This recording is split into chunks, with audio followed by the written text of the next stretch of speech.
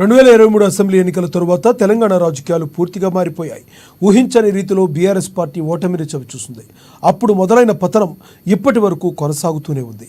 BRS ఓటమి తర్వాత పార్టీలో కీలకంగా ఉంటారని భావించిన ఎమ్మెల్యేలు పార్టీలు మారడం ఓ దెబ్బ అయితే, ఇప్పుడు పార్లమెంట్ ఎన్నికల్లో ఏమాత్రం ప్రభావం చూపకపోవడం బీఆర్ఎస్కు పెద్ద ఎదురు దెబ్బనే చెప్పాలి.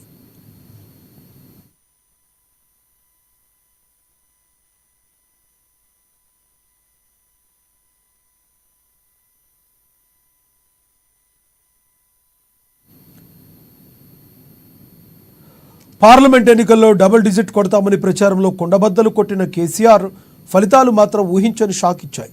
ఈ ఫలితాలను చూస్తుంటే తెలంగాణలో బీఆర్ఎస్ పనైపోయిందా అనే భావన కలుగుతుంది. అందుకు కారణం కూడా ఉంది.